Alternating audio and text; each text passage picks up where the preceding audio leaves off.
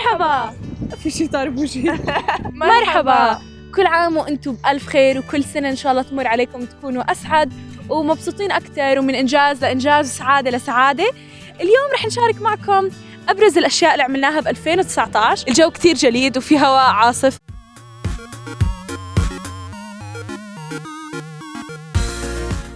من الواضح إنه من أهم الأشياء اللي عملناها هاي السنة هو إنه عملنا هاي اليوتيوب شانل عشان نشارك معكم كتير أشياء ونحكي عن أشياء بنعملها بالحياة.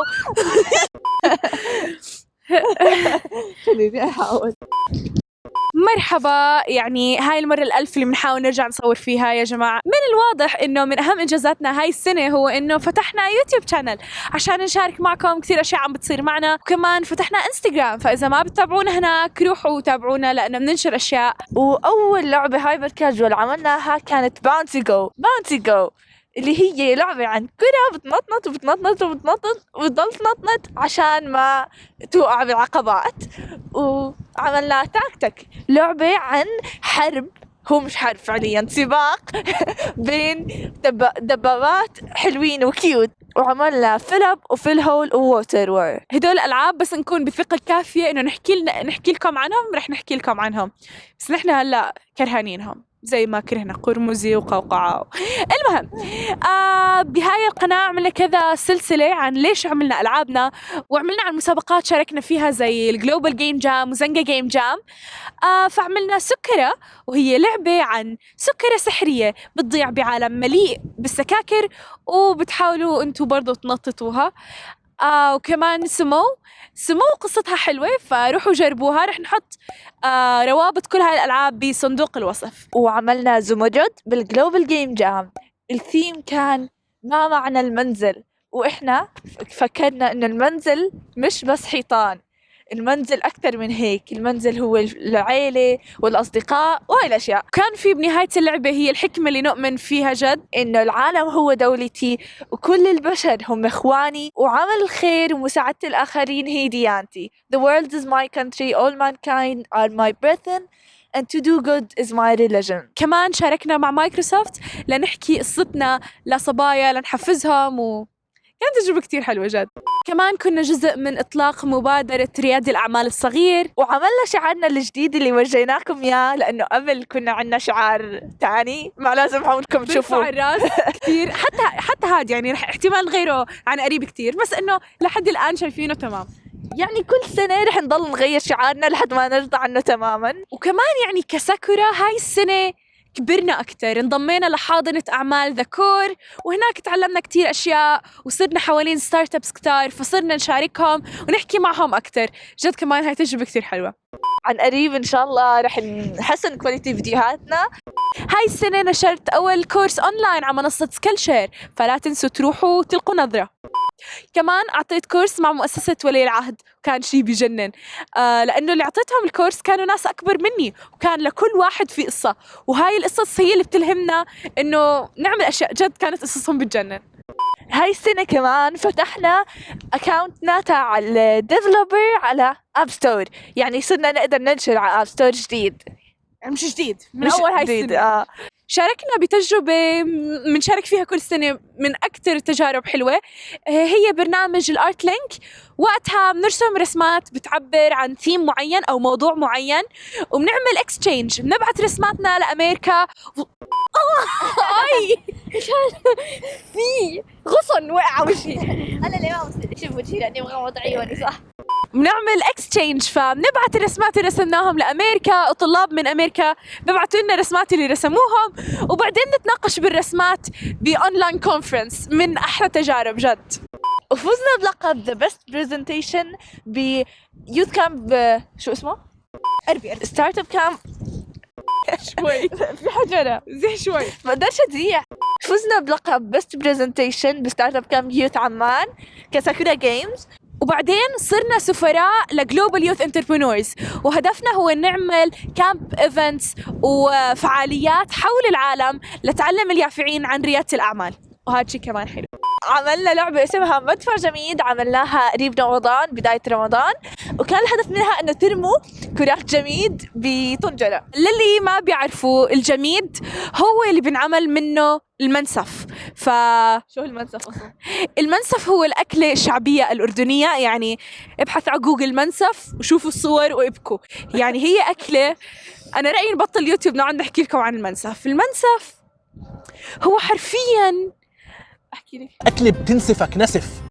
المنسف هو بيمثل كل شيء بالأردن. المنسف هو الدفى، الحب، العائلة، الإنسانية، الشيء اللي يخرج من قلب المعاناة. يعني هذا هو المنسف. المنسف مش أكل الواحد يقعد يحكي إيش قديش هي زاكي، الواحد لازم يجربها. هذا هو المنسف. فاللعبة كان اسمها مدفع جميد، وكانت برمضان، فبمدفع رمضان عم تطلقوا كرات الجميد على طنجرة. من أكثر ألعاب الهايبر كاجوال اللي بنحبها.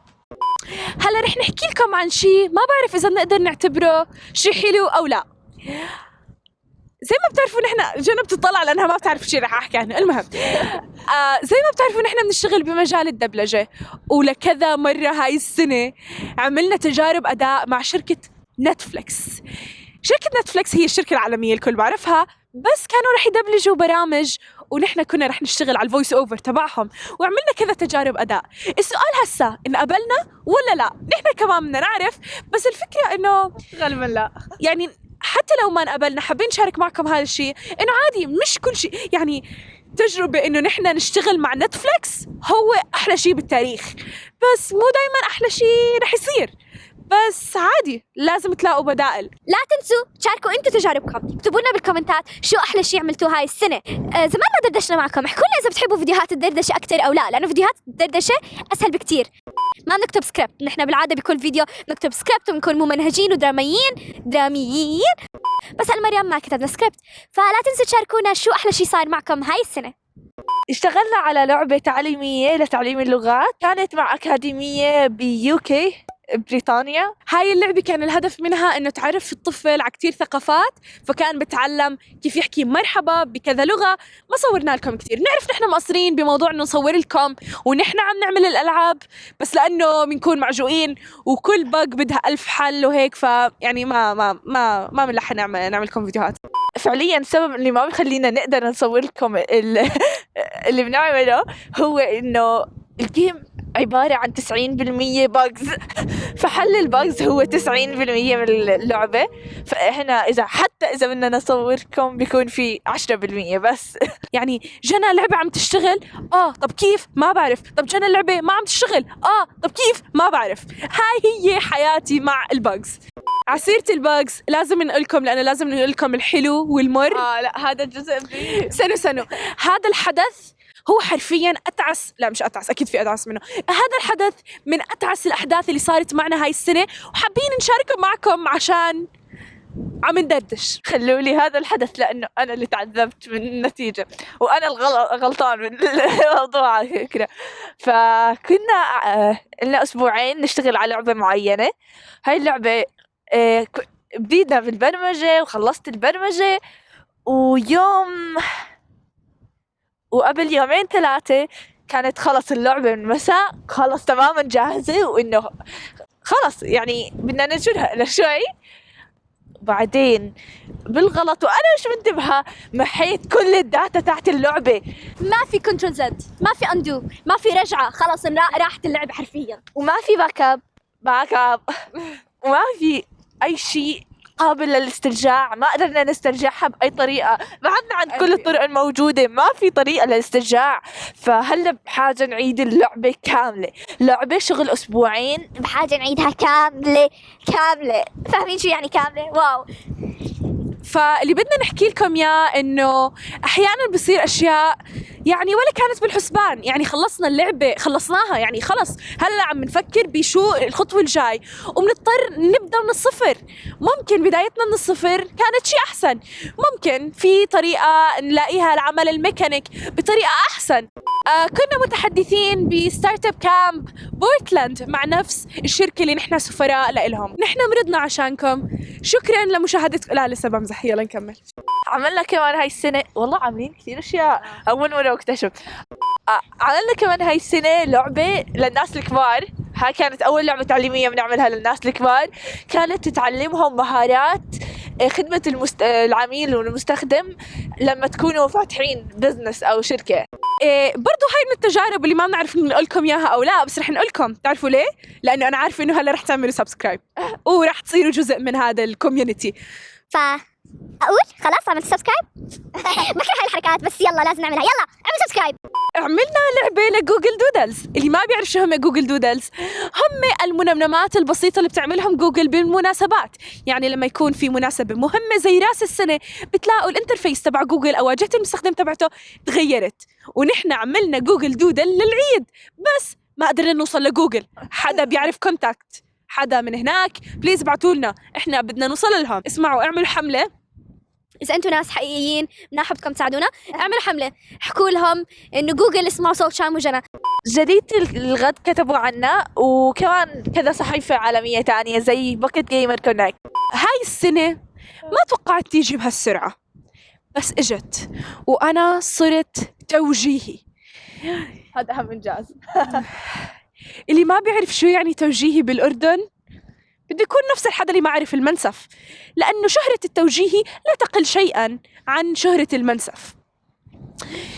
توجيهي هو الصف ال12، الصف اللي بعده بتدخل على الجامعة. هو بيسموه كتير تسميات بكتير دول حول العالم، بس ما أظن إنه زي التوجيهي اللي عنا. قناة المملكة هي قناة محلية عنا، وعملوا عنا تقرير. وكمان قناة العربي هي قناة عربية، عملوا عنا تقرير كمان. واحد من أحلى التجارب هاي السنة هو إنه كنا جزء من احتفال صندوق الملك عبدالله للتنمية، وكان شي بجنن. كنت قاعدة أشوف الملك. كنا على قائمة المدعوين اللي قعدنا جنب جلالة الملك، وكانت تجربة جد حلوة. وقتها قد ايه حسينا بالفخر إنه نحن جزء من هذا المكان، نحن جزء من هاي الإنجازات. جد كانت وحدة من أحلى التجارب. كنا VIP سبيكرز BGC كونكت، عملنا عنه فيديو، روحوا احضروا يا هون ما بعرف وين رح تحطوا شام. وفازت باونسي بالمركز الثاني ببيج اندي بيتش اللي هو مسابقة جوا الايفنت هذا BGC. 4 من ألعابنا ترشحت لتكون ضمن IMGA International Mobile Games Awards، وهي المسابقة العالمية لألعاب الموبايل. ترشحوا 4 بس ما فازوا ولا وحدة، بس تأهلوا للنهائيات. كمان هذا خبر يعني عادي، ممكن ما تفوزوا بالIMGA بس تفوزوا The Very Big in the Bitch، فعادي ما تزعلوا. وكنا قاعدين بنجرب تقريبا إن نعمل لعبة آيدل اللي هي لعبة خمول معناها الحرفي. هي بتكون لعبة بس بتكبسوا فيها وبصير عندكم مصاري بالهبل. يا ريت الحياة بس هيك. كانت لعبة عن صيصان بتكبرهم وبتبيعهم. قررنا تكون لعبتنا عن صيصان بتربيهم بتكبرهم وبتبيعهم. هالتاني فيديو عملناه على القناة كان تجربة إنه نتحدى حالنا نعمل لعبة ب24 ساعة، ونجحت. I think نجحت. قرمزي ترشحت بمسابقة 2019 The Rockies Awards ك Young Guns Specialist Finalist، وهاي من أحلى الأشياء اللي صارت هاي السنة. هاي أبرز الأشياء اللي تذكرنا نقول لكم إياها. هاي السنة كان فيها كتير أشياء حلوة وكتير أشياء كتير أشياء مش حلوة وكتير حلوة. I think مش عارفين كيف نقيمها. كانت سنة طبيعية. في كتير أفكار لسه عنا، وأفكار لمحتوى جاي مرتب إن شاء الله ورح يعجبكم. هالفترة عم نخفف فيديوهات لأنه أنا توجيهي. واكتبوا على جوجل ما هو التوجيهي. دموع التوجيهي، بكاء وإغماء في التوجيهي. بس شكرا لمشاهدتكم، شكرا إنكم كنتوا جزء من هاي القناة ب 2019، وإن شاء الله لقدام رح يكون في أشياء كتير حلوة. نحن حكينا لكم أحلى الأشياء، بس صدقوني في كتير أشياء ما كانت حلوة. إذا كانت هاي السنة مش أحسن سنة لإلكم عادي، لا تزعلوا. هاي 2020 جاية وكتير سنوات لقدام جاية. في حكمة بيقولوها الحكماء، ولأنه نحن حكماء، لا بمزح، نحن بنسرق كلام الحكماء وبنقولكم إياه حتى نبين حكماء. الحكمة بتقولكم إنكم توقعوا هو حادث، بس إنه تضلوا واقعين هو خياركم. فعشان هيك لا تضلوا واقعين. فنحن وقعنا كتير، إن شاء الله ما نضل وقعانين ونكمل لقدام. فشكرا لمشاهدتكم. اقعدوا مع حالكم، شوفوا شو عملتوا هاي السنة، شو مخططاتكم للسنة الجاي، وإن شاء الله نقولكم عن تذكرة لما تصير أكبر من هيك وأنتوا تكونوا جزء من هذا النجاح. شكرا كتير وسلام.